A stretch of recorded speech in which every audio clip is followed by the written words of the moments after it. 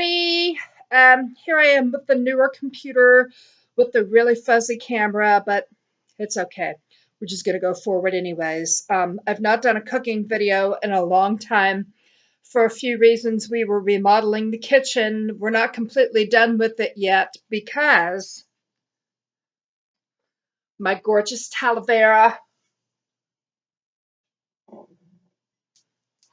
can see how the design is going to come together.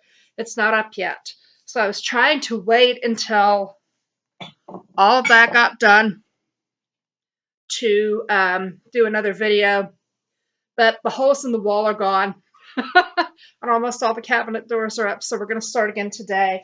I'm really in the mood to make something sweet, of course, always, and I want to make Snickerdoodles. Now, this recipe that I have written down comes to us from the Pioneer Woman.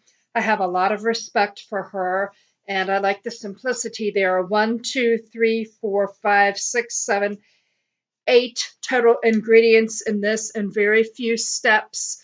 The only fancy thing that you're going to have to do is use parchment paper just to make sure that your cookies don't get stuck or overdone on the bottom. I'm sure there's a different way to do Snickerdoodles, but I have made these before and they went like that. Usually when I make a video, I like to have everything measured out before I get started because it can be very boring to watch people measure. But since this is something that you make and then bake and then take out and put more in and then take out, I decided instead of showing the removal process and the finish process, which we all know what finished cookies look like, I'm going to measure out today. So I'm going to get started by reading to you the Pioneer Woman Snickerdoodles recipe. It calls for 2½ cups of all-purpose flour, 2 teaspoons of cream of tartar, 1 teaspoon baking soda, 3/4 teaspoon salt, 1 cup of softened butter, which I'm going to show you how to do that because I was too lazy to take it out of the fridge in advance. You're going to use 1½ cups of granulated sugar, and then you're also going to have 1/4 cup of sugar besides that. You're going to use 2 eggs and a teaspoon of cinnamon. Okay, let's get started. Here we go. All right. First thing I'm going to do is start the oven, and it says to bake this 400 degrees. Bake. And then I'm going to get out my cookie sheets. I have 2 different ones that I can use. Instead of using the 2, I'm just going to use the shoddy little air bake that I've used a million times. Now, parchment paper, right here in my drawer. Oh, there's wax paper. Where is it? Here we go. You can get the off-brands of this. I've also got some that I've not used up yet. You can get it in this form or in the roll form. I kind of like the folded form because you don't have to smooth it out too much. You just take it out. They're pre-cut sheets, which in and of itself is not always such a great idea because the pre-cut sheets are a particular size. See, some people want to dictate their own size. So I'm going to leave these out. And then I'm going to get out my butter. So this calls for a cup. That's right. So that's 2 sticks. And what I like to do, unlike what some folks will do, they'll just soften it at room temperature for a while. I don't always bother with that unless a recipe is really, really sensitive and that it's crucial to do so. I'll unwrap this.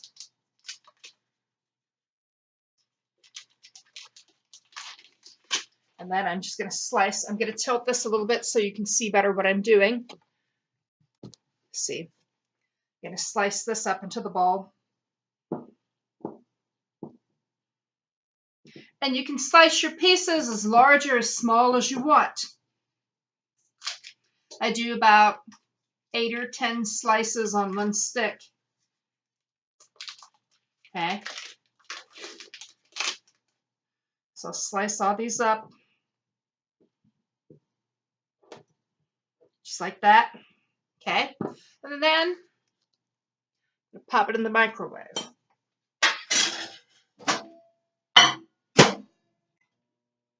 One minute is what I do. Next, we're going to get out the flour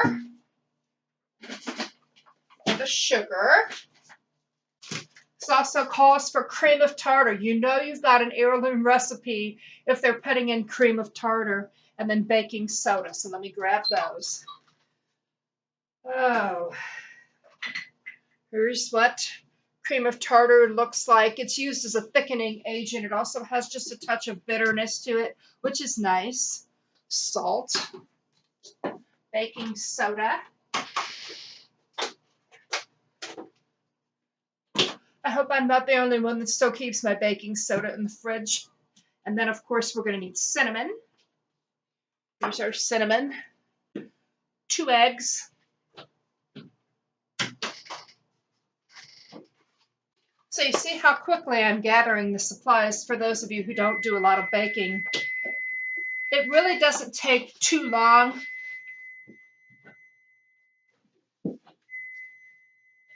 It's just, unless you're used to baking, it seems like a lot. Okay, so my butter is pretty much liquid. And some people would swear that that's a horrible idea, but I'll tell you what, I have never had a problem with it in any of my recipes. Okay, so the baking pan is prepared. We're going to put this over here. Got my mixing bowl. And I'm going to get the handheld blender ready. You know, growing up, there was a lot of cooking and baking that went on in the kitchen a lot. But it was mostly with mixes and canned things. And then when I moved out of the house, I started learning to do baking from scratch. Now, one thing I will say, my mom always made biscuits from scratch, and her biscuits were sensational. It was just self-rising flour and buttermilk, however much you needed, and then she mixed it by hand, cut them with a glass, and then popped them in the oven and baked until they were done. And they would rise so high. They were so good. Okay, so the first thing we're going to do, they want us to combine the wet ingredients separate from the dry. And what they want you to do in these recipes is use 2 bowls. But with a cookie like this, you don't have to.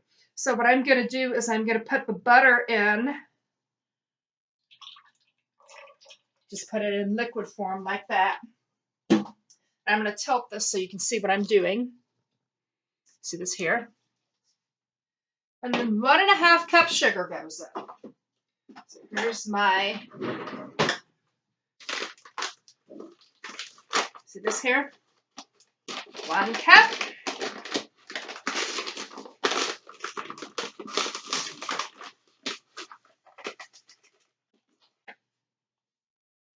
And then 1/2 cup. Okay. Now, what some recipes will have you do is do the butter and the sugar first and make that all creamy and soft and then throw in the eggs. My butter is slightly warm, but it's not warm enough to poach the eggs. So I'm going to go ahead and put the eggs in just to keep it simple.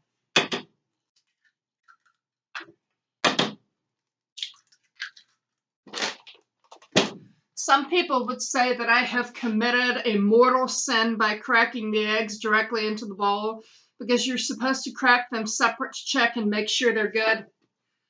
Thankfully for me, we have factory farms out there that make sure that our eggs are good and that we don't have to worry about that. Once in a blue moon, something's going to happen, and it'll probably happen to me, but it didn't happen today. Okay, so here we go. Let's mix this up. And you see how quickly this is getting mixed since the butter is completely melted.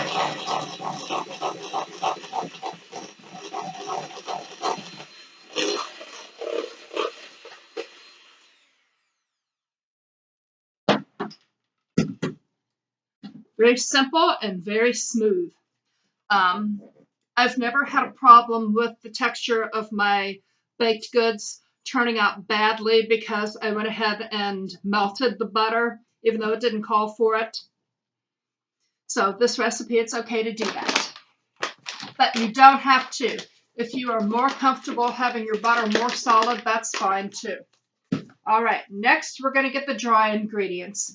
And instead of putting them in a bowl and mix them, I'm going to show you what I do. All right, next, how much flour have we got? Flour, 2.5 cups. Measure it right out of the bag. Do the 1/2 cup first.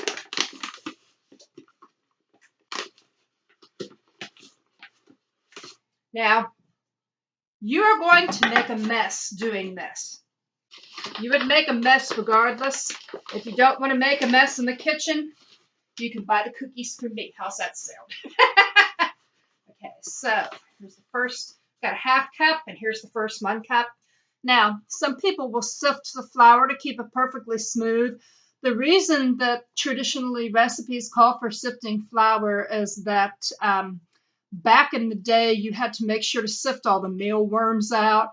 Well, 99% of the time, we don't have to worry about that. But now, recipes also want you to make sure that the flour is perfectly smooth because it's been lumped together in the bag and you don't want clumps. You want to make it smooth and as powdery fine as possible before you put it into the liquid. So let me show you what I do. I just go like this. See that? Okay. So that's 1.5 cups. We've got 1 more cup to go.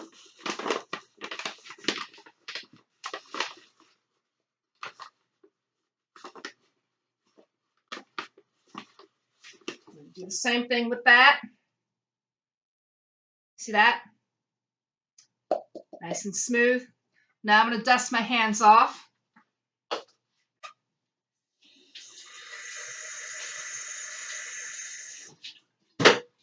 "90% of what goes on in the kitchen when you're cooking is that you are washing your hands." That's a good thing.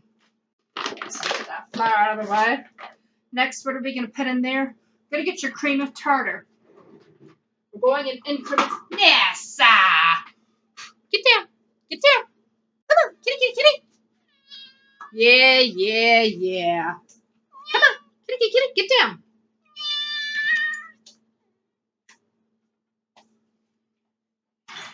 And I'm going to wash my hands again.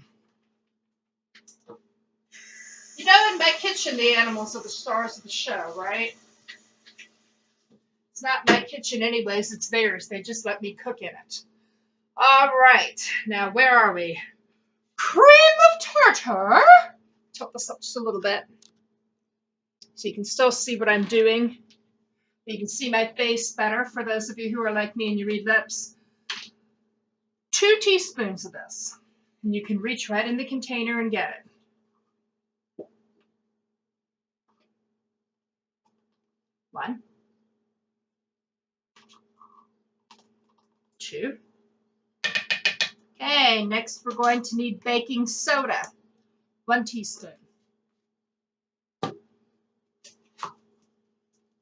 1 teaspoon of baking soda. Okay. 3/4 teaspoon of salt. Now I could get the 1/4 measuring spoon out, but what I'm going to do is I'm going to make about what I think looks like 3/4 of this just to save time. It's not the end of the world if you go just a teeny bit over or under it.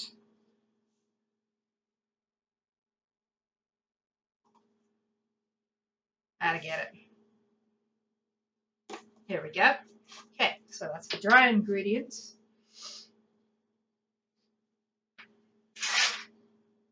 Now you can do this with your hand, you can do this with a fork, or you can do this with one of these fancy schmancy things. And you're just going to go like this. You know, while it's still dry, I mean, keep in mind the wet ingredients are still underneath that, but what you're doing is you're combining those together so that you don't have to mix the batter for an hour.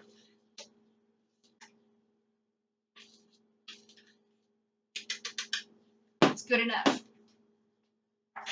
Now, if you really are more comfortable mixing the dry ingredients through a sifter by hand before you do this, that's okay too. So, now, since we're not using one of those deep basin mixers like they use in the expensive kitchens, you want to mix your flour in by hand some before you turn on the blender, because you don't want a cloud of flour covering you in the kitchen.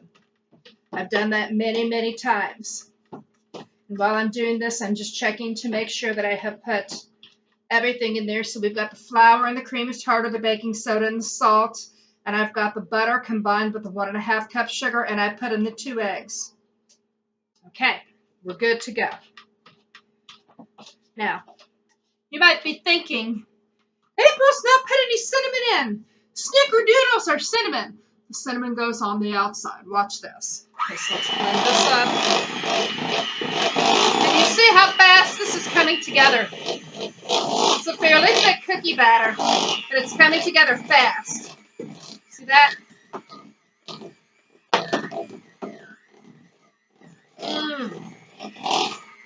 Oh, it smells great.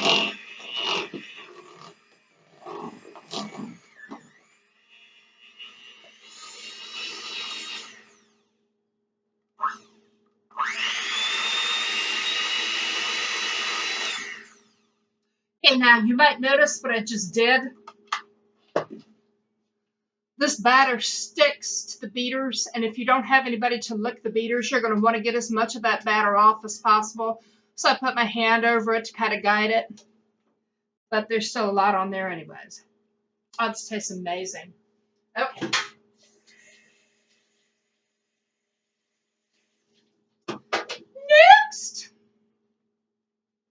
Next, what we're going to do is we're going to mix our cinnamon and sugar together, which is the topping for these fabulous cookies. These are cookies that you're going to roll by hand into little walnut-sized pieces. You can measure them out if you want to, but I never do.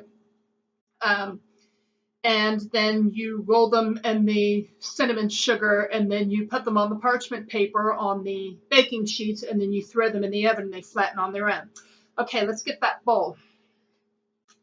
That cinnamon sugar started. All right, how much cinnamon? 1 tablespoon. I already have my teaspoon measure out, and I don't want to wash the tablespoon too. A tablespoon is equivalent to 3 teaspoons, so we're going to do 3 teaspoons cinnamon.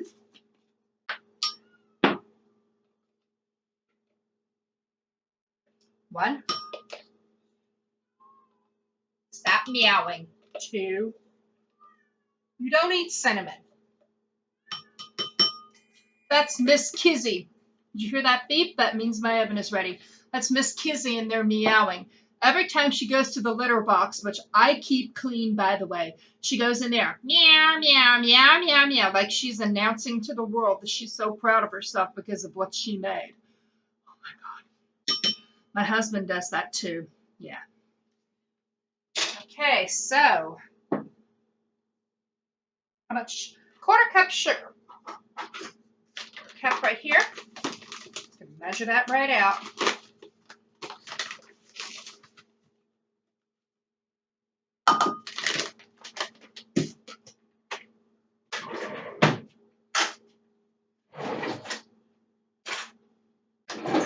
Just mix that right up with a fork. You can also buy cinnamon sugar already made, but that's kind of expensive. So unless you use cinnamon sugar for a lot, you may as well just mix your own before you get started.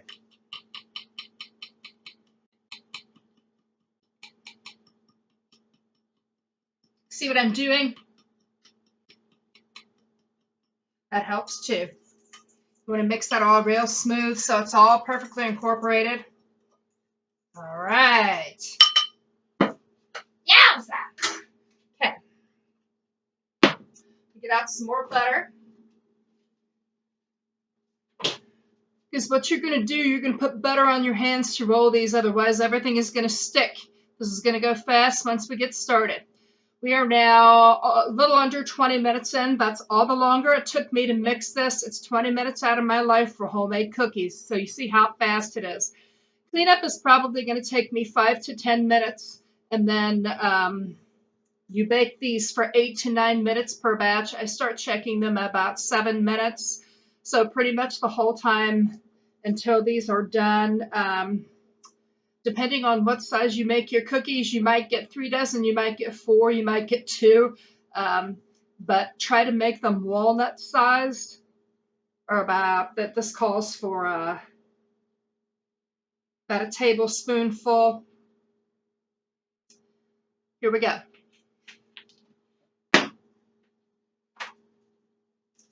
Butter those hands first. See that? And you can use vegetable oil also.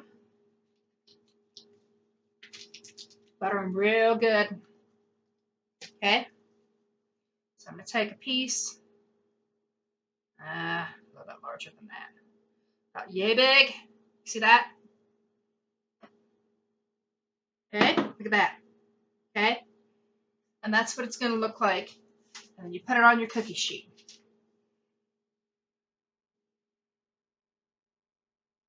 A little bit bigger than that. See how easy? Just going to toss it in there. Now, putting the cinnamon on the outside is what gives it that snickerdoodle flavor. And this is a very extremely soft dough. You see that? So this would burn very easily. You don't want to put this directly on a cookie sheet. Just buttering the cookie sheet and putting it on is not going to get it. It's going to burn, and it's going to be very disappointing. Butter is not free, so you don't want to burn your batch because you're going to be so disappointed. You're going to want to make more.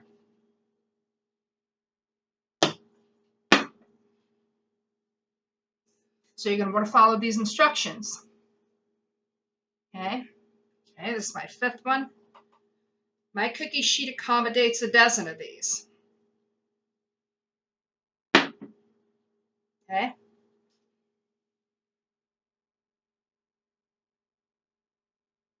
And mine are probably 2 tablespoons. I'm not entirely sure because I've not measured them. Maybe 1.5 to 2 tablespoons. I've seen huge snickerdoodles and I've seen teeny tiny ones. First time I made this recipe was when we were still waiting on our stove to be delivered. I made these in a portable turkey horno. It was very frustrating. And I had to bake 4 at a time. And I got 2.5 dozen. So see what I'm doing? Just shaking it. Or you can even just take your hand and do that if you want to. What I'm baking, what some people will do when they're cooking is they'll put it on to cook and then leave the kitchen and go watch TV and forget about it. And then they'll say, I'm not a good cook. Well, it's not a matter of cooking. I mean, some people are more gifted with it than others. It's just a matter of following instructions and paying attention. Especially, with things like stovetop stuffing and shake and bake and things like that. You have these things pre-mixed for you, but a lot of people don't like the process of cooking. They're like, well, I could be watching TV. I could be doing something else.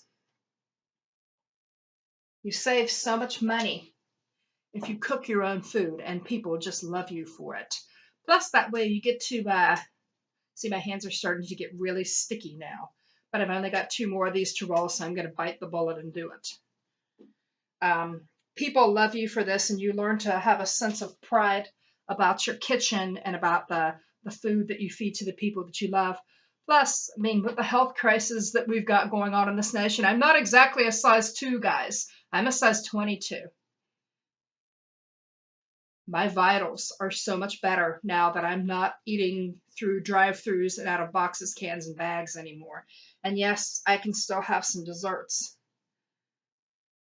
The issue is, what's happening is there are unhealthy ingredients in everything that they sell you. Even some of these health food things are loaded with sugar. Oh, it's fat-free, it's gluten-free, but it is loaded with all forms of sugar. The biggest place where they fool you is to say that it's got honey in it. Honey is sugar also. It's natural. Let me tell you something. This cane sugar that I use, it's from a natural product. It's probably from beets. Let's look and see. Just says sugar. I'm going to put this stuff over here. We're going to put our first batch in the oven. See how gorgeous these look? It says 8 to 9 minutes. I'm going to time them for 7. Woo!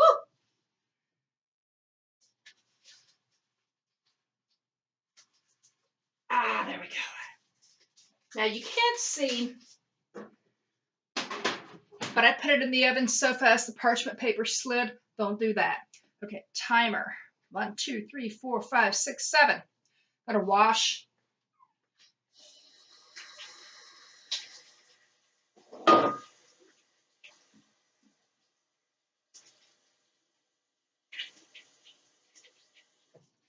Now, what I was saying, the healthcare crisis that we've got in this country, and I speak as a plus-size woman, we're buying foods and we have no idea what the ingredients are in them.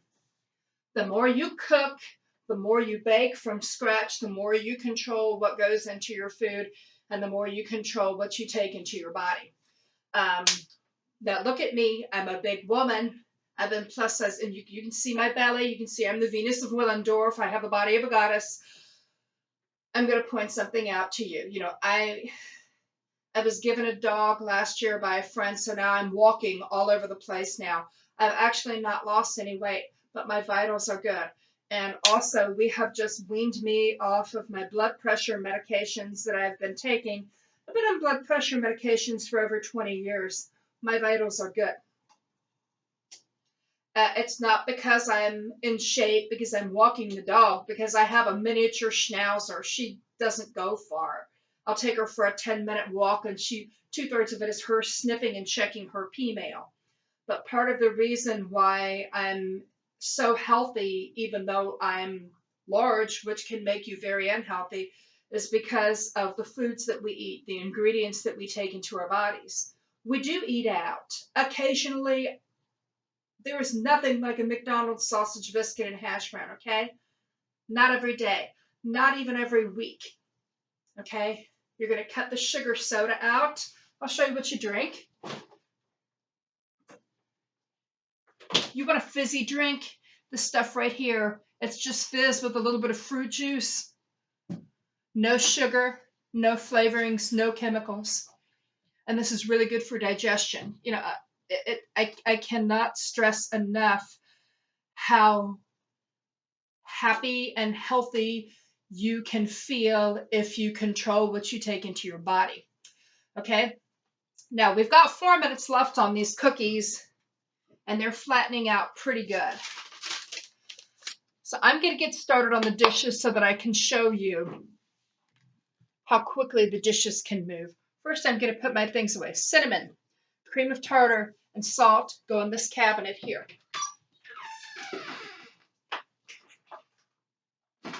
Remember, I started with 4 minutes to go. Baking soda back in the fridge. Soda back in the fridge. I have eggshells and butter wrappers. Trash. Okay? Sugar gets put in the cabinet. Flour gets put in the cabinet.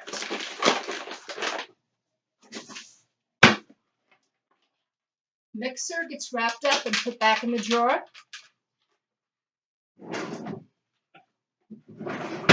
Onto dishes. Oops. Trash.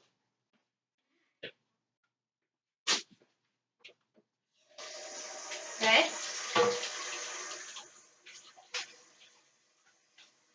I'm using scalding hot water here to melt the butter out of this.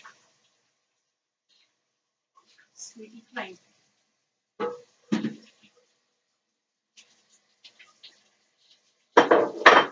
Beaters, see, covered with batter. Watch this. Get that batter out of there.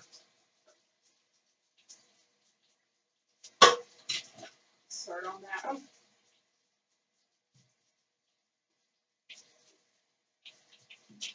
Okay, now for some dishwater.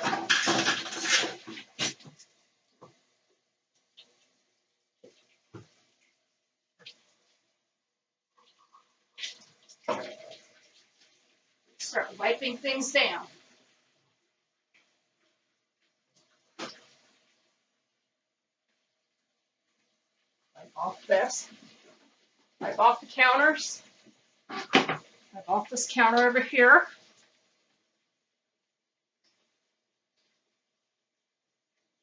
Okay, wipe off the stove.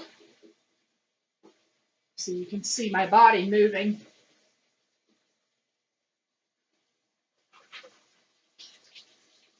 Dishwasher's ran. I have about 1 minute left on the timer. Here we go.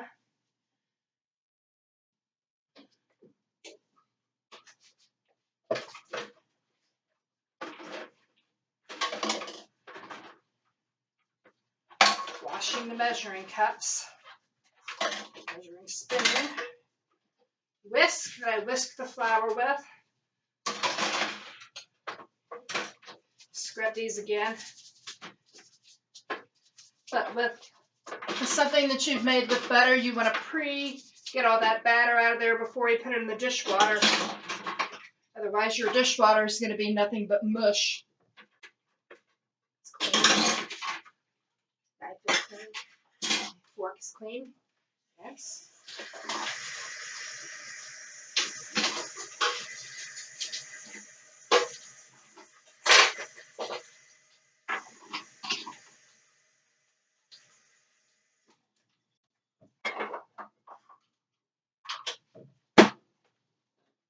Believe it or not, it took me less than 4 minutes. I'm drying to wipe everything down and clean what little dishes I used. The bowl is going to be a different story. And with this, you're not going to have to scrub your pan. Parchment paper. Now, when I'm done with all of my cookies, the bowl is going to be given to the dog for a pre-wash. And then I'm going to scrub it by hand in scalding water. And look at my kitchen. Still clean, even though I've used it. Okay.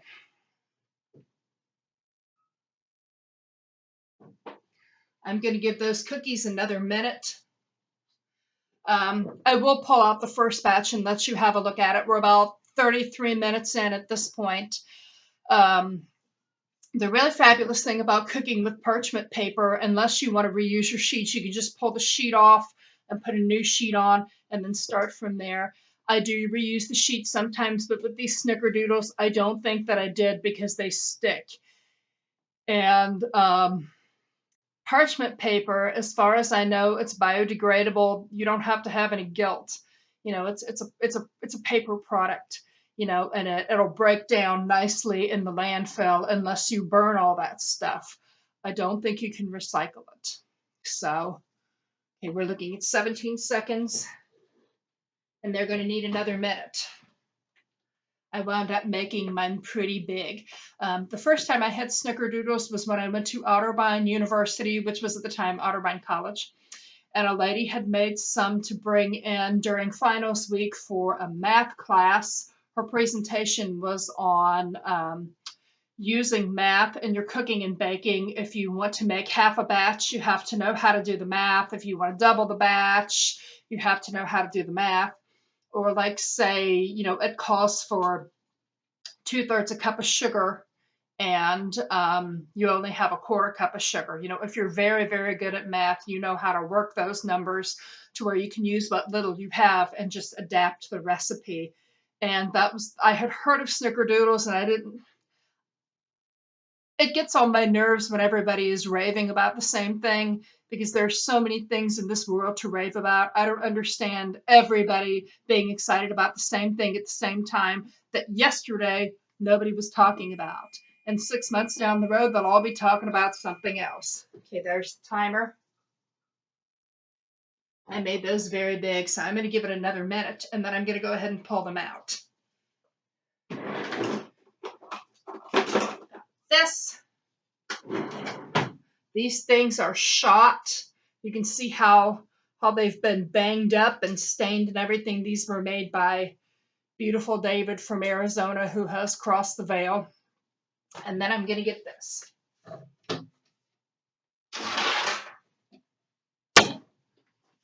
This was Miss Tammy.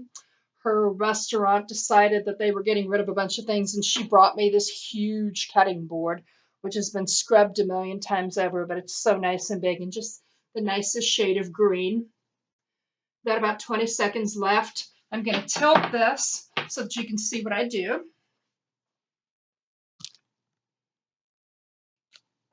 Nine, 8, 7, 6, 5, 4, 3, 2, 1. Cut off that timer. So we've got about 9 minutes at this point.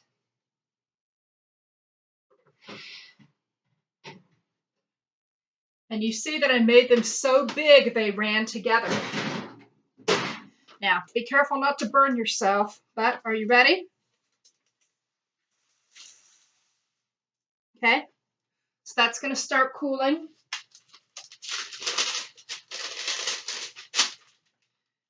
Oh, that's a half a piece that I used from something else. I'm going to get a second piece of parchment paper.